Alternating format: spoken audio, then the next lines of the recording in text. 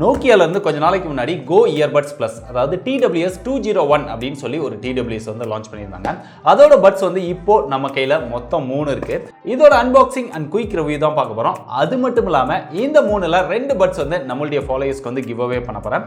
Give அவேல எப்படி participate பண்றது, win பண்றது அப்படிங்கறத தெரிஞ்சுக்கணும் அப்படின்னு நினைச்சீங்கன்னா வீடியோவை ஸ்கிப் பண்ணாம பாருங்க.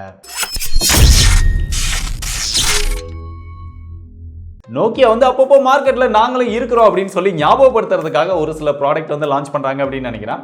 அந்த மாதிரி தான் இந்த ப்ராடக்ட்டும் லான்ச் பண்ணியிருக்காங்க. முன்னாடி பார்த்தோம் அப்படின்னா பிராண்டோட நேம், மாடலோட நேம் கொடுத்துருக்காங்க, TWS ஓட இமேஜ் எல்லாமே கொடுத்துருக்காங்க.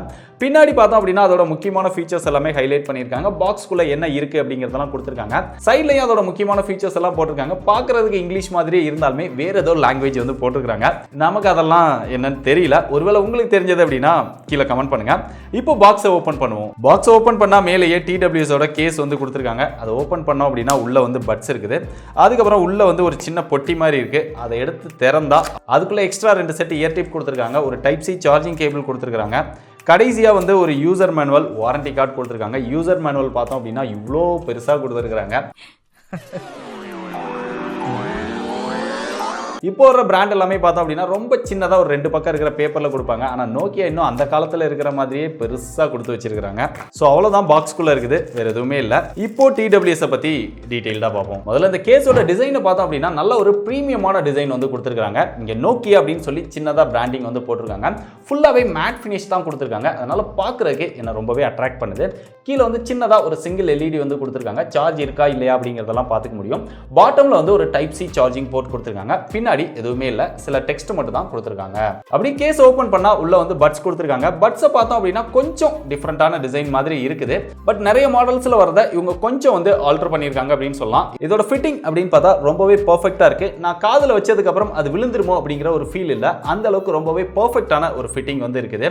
ஆனா ரொம்ப நேரம் இதை கண்டினியூஸா யூஸ் பண்ணோம் அப்படின்னா ஒரு சின்ன பெயின் மட்டும் காதுல வந்து நம்மளால ஃபீல் பண்ண முடியுது.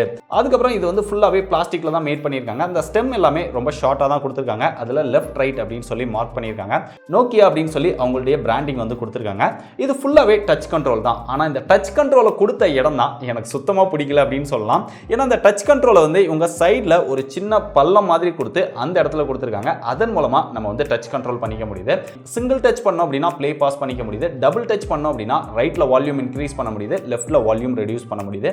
அந்த ஃபீச்சரும் இந்த பட்ஸ்ல இருக்கு. ட்ரிபிள் டேப் பண்ணீங்க அப்படின்னா நெக்ஸ்ட் சாங், ப்ரீவியஸ் சாங் இதெல்லாம் யூஸ் பண்ணிக்க முடியுது.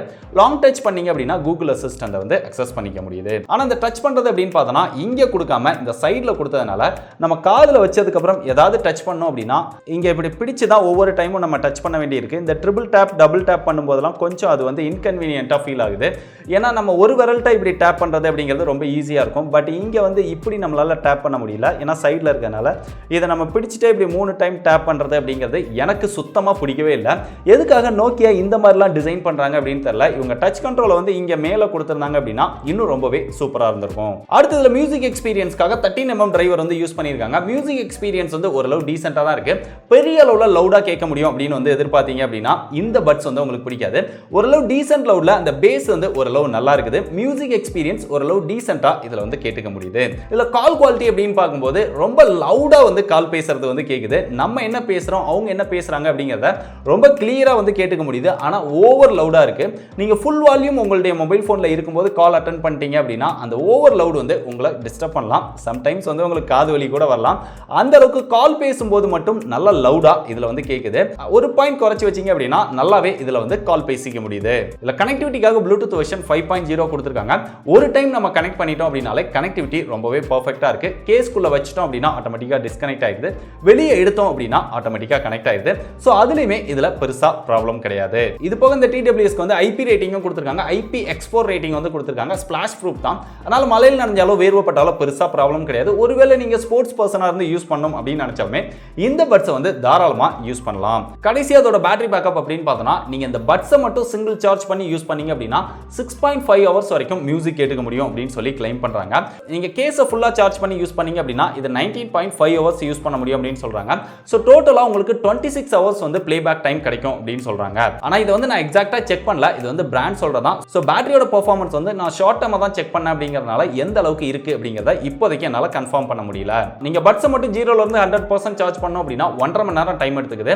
அதே இது நீங்க கேஸ் சார்ஜ் பண்ணனும் அப்படினா ஃபுல்லா சார்ஜ் பண்றதுக்கு 2 மணி நேரம் டைம் எடுத்துக்குது. சோ ஃபைனலா இந்த நோக்கியாவோட Go Earbuds Plus அதாவது TWS 201 ஓட பிரைஸ் அப்படினு பாத்தீங்கன்னா நோக்கியா வெப்சைட்ல 2200 ரூபாய்க்கு சேல் பண்றாங்க. அதே இத Flipkartல TWS 201 அப்படினு போட்டு 2000 ரூபாய் பிரைஸ்க்கு வந்து சேல் பண்றாங்க. இதுக்குள்ள இருக்கக்கூடிய யூசர் மேனுவல் மத்த விஷயங்கள் எல்லாத்துலயுமே TWS 201 அப்படினு தான் போட்டுருக்காங்க.